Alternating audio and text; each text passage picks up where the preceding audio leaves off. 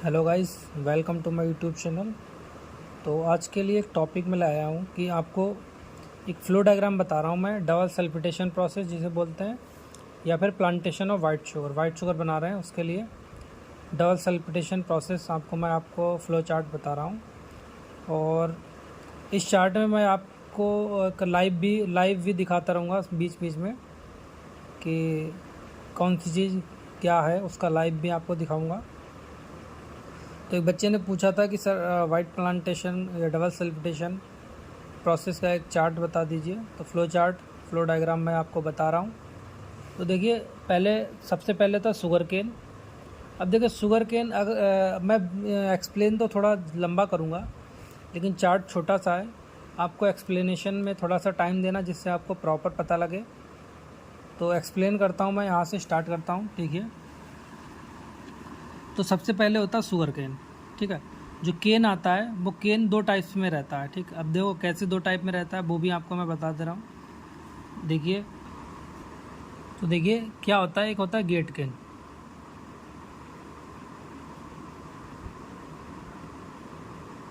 एक होता है आपका सेंटर केन।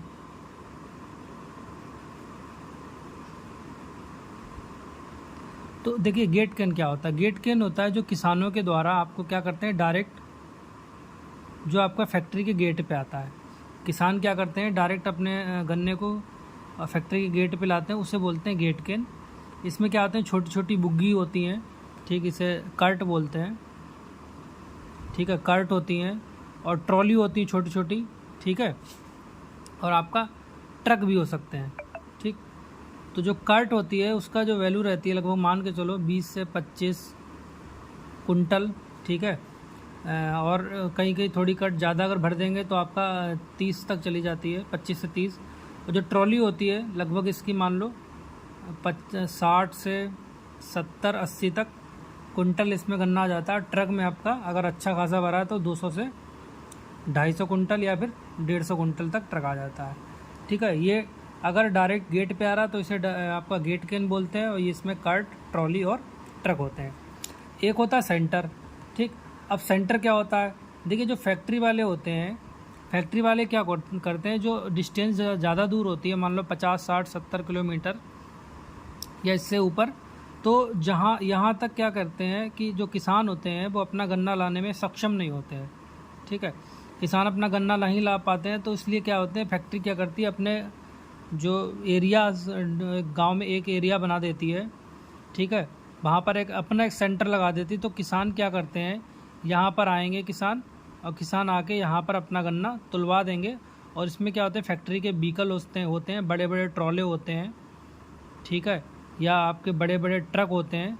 ठीक है, यहाँ पे क्या करते हैं, ये ट्रॉले और ट्रक इसमें मतलब लोडिंग करे जाते हैं, और ये जो ट्रॉले ट्रक हैं फिर आपके फैक्ट्री में आ जाते हैं। ठीक है, तो सेंटर हमारे 50 किलोमीटर, 40 किलोमीटर, 100 किलोमीटर, 150 किलोमीटर, कई दूरी तक हमारे सेंटर लगे होते हैं। ठीक है, तो गेट केन और सेंटर केन आपको समझ में आ गया होगा अच्छे से। ठीक है, इसके बाद में आ जाओ कैन कैरियर। ठीक है, अच्छा इसके बाद में एक चीज़ और आप बढ़ा सकते हैं कि शुगर केन आ गया, फिर इसका बेमेंट होता है। ठीक है, बेमेंट मतलब वजन तोला जाता है। वजन कैसे तोला जाता है कि कांटे लगे होते हैं, आपने धर्म कांटे देखे हुए हैं, जिसे बेब्रिज बोलते हैं। इंग्लिश में आप बोलेंगे बेब्रिज, और वैसे आप बोलेंगे धर्म कांटे। ठीक है, हिंदी में समझ लीजिए धर्म कांटे होते हैं। तो बेब्रिज में क्या होते हैं, आपकी ये मान लो 60 टन का हो गया। ठीक है, 50 टन का हो गया, मान लो 100 टन का हो गया, या मान लो 20 टन का हो गया। ठीक है, ये इनकी कैपेसिटी होती है। इसमें क्या करते हैं, भरे ट्रॉलों को पहले खड़ा करके तोल लिया जाता है, भरे गन्ने से भरे हुए। फिर इसको क्या कर दिया जाता है, कैरियर में अनलोड कर दिया जाता है। ठीक है, कैरियर में अनलोड करने के बाद में खाली ट्रॉले को लाके फिर से इसमें यहाँ पे दोबारा तोल लिया जाता है। तो भरे ट्रॉले और माइनस खाली ट्रॉले, इन दोनों का वेट माइनस करके जो भी हमारे पास में वेट आता है वो हमारा केन का वेट होता है। ठीक है, तो शुगर केन आ गया, फिर उसका वेमेंट हो गया। ठीक है, वेमेंट होने के बाद में फिर उसको हमने कैरियर में डाल दिया। ठीक है, अब देखिए कैरियर में जो गन्ना अनलोड करने के दो तरीके हैं। कैसे तरीके हैं, देखिए मैं आपको बताता हूँ, जैसे ये कैरियर चल रहा है, आपको दिखाऊंगा, अभी फ़ोटो भी दिखा दूंगा। ये कैरियर चल रहा है, ठीक है। तो छोटी छोटी बुग्गी आएंगी, वो क्या करेंगी, डायरेक्ट गन्ने को पलट देंगी ऐसे करके अपने आप व्हीकल को, ठीक। और दूसरा तरीका होता है, यहाँ पे मान लो एक ट्रक लगा दिया, तो यहाँ पे अनलोडर्स होते हैं, ठीक है। हाइड्रोलिक अनलोडर जिसे बोलते हैं, वो क्या करते हैं, गन्ने को बारी बारी उठा के करके इसमें कैरियर में डालते रहते हैं, ठीक है। और एक तरीका और होता है कि इसमें क्या रहता है कि इसमें गन्ने को ट्रक को खाली करने में लगभग, अगर एक का अनलोडर है तो 20-25 मिनट या 15 मिनट ले लेता है, ठीक है। और जो बुग्गी वो डायरेक्ट पड़ जाती हैं, तो इसमें बहुत ही कम टाइम होते हैं। ये जो डायरेक्ट डालते हैं, इसका जो इसमें बुग्गी होती है, कट जिसे बोलते हैं, ठीक है। इसके बाद में एक तरीका और होता है अनलोड करने का, यहाँ पर हम लगा देते हैं ट्रक टिपलर, ट्रक टिपलर, ठीक। ट्रक टिपलर ये मान चलो इस गन्ने को पूरा पूरा उठा के कैरियर में एक साथ में छोटे कैरियर में पलट देता है, छोटे कैरियर से फिर इसमें एक मेन कैन कैरियर में आ जाता है, ठीक है। तो इससे क्या रहता है कि 200 से 250 कुंटल गन्ना आपका एक साथ लगभग 10 से 15 मिनट में पूरा का पूरा ट्रक खाली हो जाता है, ठीक है। सबकी फ़ोटो मैं दिखाता चलूँगा साथ साथ, ठीक है। इसके बाद में ये हमारा कैन कैरियर आ गया, ठीक है। अब कैन कैरियर में हमने गन्ना क्या कर दिया, अनलोड कर दिया। अनलोड करने के बाद में फिर हमने लगाया केन चॉपर, ठीक है। केन चॉपर क्या करता है, गन्ने को चॉप कर देता है। मान लो ये गन्ना है इतना लंबा, ठीक है, तो इसमें गन्ने को चॉप छोटे छोटे पार्ट में, इतने इतने बड़े पार्ट में क्या करेगा, कट कर देगा, चॉप कर देगा, ठीक है। चॉपर आ गया। चॉपर में क्लियरेंस होता है, आपको क्लियरेंस देख लेना कितना क्या होता है। वैसे लगभग कैन कैरियर का आधे या 60% या 50% गन्ना काट देता है, ठीक है। वो डिपेंड करता है कि कितनी डेप्थ है, ठीक है। कैन चॉपर के बाद में आपका लेवलर लगा होता है, कहीं लेवलर लगा होता है या फिर कटर लगा होता है जिसे बोलते हैं। फिर क्या करते हैं, चॉप किए हुए गन्ने को ये और ज़्यादा छोटे छोटे पार्ट में क्या कर देता है, कट कर देता है, ठीक है। इसके बाद में अगर यहाँ पर एक डिवाइसेस लगी हुई है, ठीक है, जैसे ये आपका चॉपर हो गया, लेबलर होगा, फाइब्राइजर हो गया, लेबलर की जगह फिर कटर लगा हुआ होगा, तो ये सारी हमारी क्या होती है, PI डिवाइसेस होती हैं, प्रिपरेटरी डिवाइसेस बोलते हैं, क्योंकि ये गन्ने को क्या कर रही हैं, प्रीपेयर कर रही हैं, ठीक है। इसके बाद में लगा होता है आपका श्रेडर या फिर फाइब्राइजर, इन दोनों में से एक लगा होगा। श्रेडर और फाइब्राइजर, इन दोनों में डिफरेंस होता है, वो डिफरेंस की वीडियो मैं किसी दिन आपको बता दूंगा क्या क्या डिफरेंस होता है, ठीक है। तो श्रेडर और फाइब्राइजर। इसके बाद में क्या होता है, हम देखेंगे जो PI रहती है, PI मतलब प्रीपरेटरी इंडेक्स, मतलब हमारा गन्ना कितना प्रीपेयर हो गया। श्रेडर से पहले आपका 68 से 70 रहता है, और श्रेडर के बाद में लगभग 88 से आपका 90 की रेंज में चला जाता है, ठीक है। अगर मैं बात करूँ फाइब्राइजर की, तो फाइब्राइजर का लगभग 65 से 70 के बीच में रहता है, और आफ्टर फाइब्राइजर इसकी वैल्यू जो रहती है लगभग हमारी 87-88, ठीक है, और 89 तक चली जाती है, ठीक है। ये प्रिपरेटरी इंडेक्स हो गई। इसके बाद में गन्ना हमारा जाता है मिल में, ठीक है। गन्ना किस में आ जाता है, मिल में। तो मिल में क्या होता है, देखिए मिलिंग में आपके यहाँ से 4 मिल लगे हुए हैं, मान लो लाइन से 4 मिल लगा दिए, कि मान लो 1 मिल ये लगा दिया, 1 मिल ये लगा दिया, 1 मिल ये लगा दिया, 1 मिल ये लगा दिया, 4 नहीं तो 5 लगा दो, एक GRPF या TRPF लगा देते हैं, ठीक है। इससे पहले एक बेल्ट होती है, ठीक है। इसके बाद ERC होता है फाइब्राइजर के बाद में। यहाँ पे मान लो फाइब्राइजर लगा, ये गन्ने को यहाँ गिरा रहा है, फिर क्या जाएगा, ऐसे ERC जाएगा। आपको मैं इसको दिखा रहा हूँ आपको, देखिए जो मिल सेक्शन का कुछ हिसाब से होता है, ये आपका कैन कैरियर हो गया, ठीक है, ये आपका फाइब्राइजर हो गया या फिर श्रेडर होगा, यहाँ पर आपका चॉपर लगा होगा, ठीक है, चॉपर। यहाँ पर आपका कटर, मान लो कटर लगा होगा, एक कटर लगा हो तो कटर 1 और दूसरा लगा हो तो कटर 2 हो जाएगा, ठीक है, 2 कटर हो गए, ठीक है। या फिर लेबलर यहाँ पे लगा लेंगे इसके ऊपर। फाइब्राइजर गन्ना क्या गिराएगा, ERC में गिराएगा, ये आपका ERC होता है, एलिवेटर ड्रैग कैरियर। ERC से गन्ना जाएगा आपका बेल्ट पे, ठीक है। बेल्ट पे हमारा क्या कीकर लगा होता है, और आपका मैग्नेटिक सेपरेटर भी लगा होता है, जो आपके जितनी भी आपका लोहा वो आएगा चिपकाते रहेगा। बेल्ट से जाने के बाद में आपका अगर GRPF लगा हुआ है तो ये अंडर फीड हो गया GRPF क्या, ठीक है, ये आपका GRPF होगा या फिर TRPF होगा। ये आपकी प्रेशर फीडिंग डिवाइस होती हैं, ठीक है। इसके बाद में ये आपका बीच में होता है प्रेशर शूट, ठीक है, प्रेशर शूट होता है, और फिर ये आपका होता है मिल, ठीक है। ये आपका फर्स्ट मिल ले लिया, ठीक है, इसकी वीडियो में बना चुका हूँ, इसकी भी बता चुका हूँ। ये फर्स्ट मिल होगा, तो गन्ना यहाँ से आएगा फर्स्ट मिल में, फिर यहाँ से क्या रहेगा कि आपका ये जूस निकलने के बाद में फिर इधर प्राइमरी जूस निकल लेगा फीड साइड में, ये हमारा जूस निकलेगा। फिर इसके बाद में फिर IRC में जाएगा, IRC मतलब इंटररैक कैरियर में, फिर सेकंड मिल में जाएगा, फिर IRC में जाएगा, फिर आपका थर्ड मिल में जाएगा, फिर आपका IRC में जाएगा, फिर आपका फोर्थ मिल में जाएगा।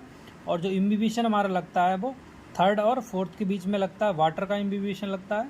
इसकी जो टेम्परेचर रहता है 75 से 80 के बीच में रखते हैं, ठीक है। इसके बाद में इस मिल का जो जूस निकलेगा, ठीक है, इसको हम लगाएंगे इसमें इम्बिबिशन के लिए। इस मिल का जो जूस में लगेगा इसको हम लगाएंगे फर्स्ट मिल में, इस मिल के लिए, ठीक है। और एक चीज़ आपको और बता दें कि हमारा जो वाटर लगता है थर्ड और लास्ट के बीच में लगता है, लेकिन इमरजेंसी के लिए एक लाइन हम सेकंड और थर्ड के बीच में भी यहाँ पर हम इम्बिबिशन ले लेते हैं, ठीक है। अगर मान लो यहाँ पर इम्बिबिशन नहीं लगाया तो हम यहाँ पर लगा सकते हैं, ठीक है। और कम जो हमारा ये सिंपल वाटर लगता है तो इसे हम बोलते हैं सिंपल इम्बिबिशन। और इसके बाद में जो लास्ट मिल का जूस निकल रहा है, इन सब का जो जूस निकल रहा है, इनको भी हम इम्बिबिशन के रूप में यूज करते हैं। ये हमारा कंपाउंड इम्बिबिशन होता है, ठीक है। ये छोटा है, किसी दिन मैं इसकी पूरी वीडियो आपको बनाऊंगा, दिखाऊंगा, एक एक पार्ट की डिटेल दूंगा। लेकिन अभी फ्लो डायग्राम चल रहा है तो फ्लो डायग्राम में आते हैं, ठीक है। देखिए ये आ गया आपका मिल सेक्शन। अब मिलिंग में क्या करेंगे, इम्बिबिशन मिलाएंगे, इम्बिबिशन वाटर करेंगे, ठीक है। इम्बिबिशन में आपका जो वाटर का टेम्परेचर रहता है वो लगभग आपका 75 से 80 के बीच में रहता है, ठीक है। ये आपका कंडेंसेट आता है बॉइलिंग हाउस से मिलिंग में। यहाँ पर हम जूस निकालते हैं मिलिंग में, मिलिंग सेक्शन होता है आपका। ये आपका सेक्शन हो गया PI डिवाइसेस हो गया, ये आपका मिलिंग सेक्शन हो गया। इसमें हम जूस में बायोसाइड मिलाते हैं PPM में, ठीक है। इसके बाद में जूस निकलता है, ठीक है। जूस हमारा निकला, ठीक है, प्राइमरी और सेकेंडरी। प्राइमरी जूस मतलब फर्स्ट मिल से जो निकला है, और बाकी मिलों से जूस निकला सेकेंडरी जूस, इन दोनों को हम क्या करते हैं, आप ऐड कर लेते हैं। ऐड करने के बाद में रोटरी स्क्रीन लगी होती है, रोटरी स्क्रीन में छान के हमारा मिक्स जूस बन जाता है, ठीक है। अब मिक्स जूस में जो pH रहता है वो हमारा 5.2 से लेकर 5.4 के आसपास रहता है। और जो मिक्स जूस का जो टेम्परेचर रहता है वो 30 से 40 के बीच में वेरी करता है, 28 भी रहता है। क्यों? क्योंकि हम हॉट वाटर लगा रहे हैं इम्बिबिशन का, यही हमारे मिक्स जूस को टेम्परेचर को बढ़ा दे रहा है। फिर मिक्स जूस का वेमेंट करते हैं। अगर वेमेंट नहीं करते हैं तो हम फ्लो देते हैं मीटर के बराबर में, ठीक है। तो वेमेंट करते हैं, वेमेंट करने के बाद में फिर जूस को हम गर्म करते हैं, जूस हीटर में गर्म करते हैं। कितने तक? 68 से 70 डिग्री सेंटीग्रेड, हो सकता है आपके यहाँ 72 तक भी ले जाते हो। तो जूस हीटर में गर्म करते हैं। गर्म करने के बाद में इसको हम ले जाते हैं सल्फाइटर में। सल्फाइटर में क्या करते हैं, हम SO2 गैस मिलाते हैं, ठीक है, और मिल्क ऑफ लाइम मिलाते हैं। अगर हम सिर्फ मिल्क ऑफ लाइम मतलब चूना मिलाएंगे तो चूना मिलाने के बाद में हमारा डेफिकेशन होता है, और अगर हम SO2 गैस भी ऐड कर रहे हैं तो हमारा सल्फिटेशन प्रोसेस होता है, ठीक है। तो यहाँ पर हमने SO2 गैस लगाया तो यहाँ पर पहला सल्फिटेशन हो गया, ठीक है। और इसमें जो pH हमारी वो मेंटेन हो जाती है, लगभग न्यूट्रल हो जाती है 6.9 से लेकर 7.1 तक, ठीक है। इसके बाद में मिलिंग से हमारा जूस निकला है। इसके बाद जो बगास बचती है, बगास को हम बॉयलर में दे देते हैं। बॉयलर हमारा स्टीम का जनरेशन करता है, यही स्टीम हमारी ये जूस हीटर में लगती है, जूस को गर्म करती है, ठीक है, और चीज़ों को पैन भी चलाती है, ठीक है, यही वाली स्टीम। और इसी स्टीम से हम टरबाइन भी चलाते हैं। टरबाइन चलाने के बाद जो बैक प्रेशर स्टीम आती है वो हम इसमें यूज करते हैं, ठीक है। इसके बाद में देखिए फिर हमारे पास में फिर हमने ये लगाने के बाद फिर हमने जूस को हीटिंग किया, ठीक है। जूस हीटिंग किया 102 से लेकर 103 तक हमने जूस हीटर को फिर किया। जूस हीटिंग करने के बाद में हमने क्या किया, जूस को क्लैरिफायर में भेज दिया। क्लैरिफायर में भेज दिया रैपिडोर आपका 4.4 भी लगा होता है, रैपिडोर 5.5 भी लगा होता है, या फिर आपका SRT लगा होता है, ठीक है। इसकी मैं वीडियो बना चुका हूँ कि SRT क्या होता है, रैपिडोर क्या होता है, ठीक है। इसके बाद में क्या होगा, यहाँ से क्लियर जूस निकलेगा और आपका मडी जूस निकलेगा, ठीक है। तो क्लियर जूस को हम फिर गर्म करेंगे, ठीक है। आपका DCH लगा देते हैं तो क्लियर जूस आपका फिर थोड़ा सा 1-2 डिग्री सेंटीग्रेड बढ़ता है, लगभग 110 डिग्री सेंटीग्रेड तक, 109, 10, 8। तो आप देखना आपके यहाँ पर क्या है, ठीक है। 110 डिग्री सेंटीग्रेड तक आपका क्लियर जूस गर्म होता है। इसके बाद में मडी जूस निकलता है रोटर से, आपका रैपिडोर से। तो मडी जूस को हम फिर से वैक्यूम फिल्टर में ले जाते हैं, इसे मतलब प्रेस मड निकलती है। प्रेस मड आपको दिखाएंगे क्या होती है, प्रेस मड निकलती है, और या फिर फ़िल्टर केक जिसे बोलते हैं। ठीक है, यहाँ पर हम पानी वैक्यूम फ़िल्टर में पानी लगाते हैं तो हमारा फ़िल्टर जूस आता है, इसको हम फिर से रॉ जूस में मिला देते हैं। ठीक है, जो हमारा मिक्स जूस आ रहा है पेमेंट किया था, यही हमारा रॉ जूस है, इसको हमने फिर से रॉ जूस में मिला दिया, और बाकी हमारा जो फ़िल्टर केक बचता है इसको हम डिस्पोज ऑफ कर देते हैं, मतलब हम किसान उसान को दे देते हैं, वो हमारा क्या करता है कि अपने खेतों में डाल लेता है, जिससे उर्वरकता उसकी बढ़ती है। ठीक, अब यहाँ पे आ जाओ, जूस क्लैरिफायर के बाद क्लियर जूस निकल आया। क्लियर जूस को इवेपोरेटर में ले जाते हैं, इवेपोरेटर बॉडी में, जिसके क्या करते हैं, इसमें जो जितना भी पानी होता है इसको हम इवेपोरेट करते हैं, मतलब अब सारा का सारा हम इवेपोरेट कर देते हैं, मतलब भाप बना देते हैं। ठीक है, और इवेपोरेट करने के बाद में इसकी जो भाप बनती है, भाप से हम सारी बॉडियाँ चलाते रहते हैं। ठीक, इसके बाद में ये इतना ज़्यादा उबाल दिया जाता है कि ये थिक हो जाता है, मतलब एकदम थिक हो जाता है। थिक करने के बाद में सिरप बन जाता है, जिसकी ब्रेक्स हमारी 60 से 62-65 भी रहती है। ठीक है, सिरप बनने के बाद में फिर सिरप को फिर से हम सल्फिटेशन SO2 गैस लगाते हैं। ठीक है, सिरप सल्फाइटर में, तो हमारे पास में पहला सल्फिटेशन ये हो गया, दूसरा सल्फिटेशन ये हो गया, तो हमारे डबल सल्फिटेशन हो गया यहाँ पे। ठीक है, 10 से 12 मिनट देखना आप कितना लगा होता है। pH अप्रॉक्स में हमारा इतना रहता है। ठीक है, हो सकता है 1-2 पॉइंट वेरी भी करे, ऐसा कोई फिक्स नहीं होता है, ये एक थंब रूल मैंने आपको बता रखा है। इसके बाद में हम इस सिरप को पैन में ले जाते हैं। पैन में क्या हम ग्रेन्स बनाते हैं, मतलब दाने टाइप में बनाते हैं इसको।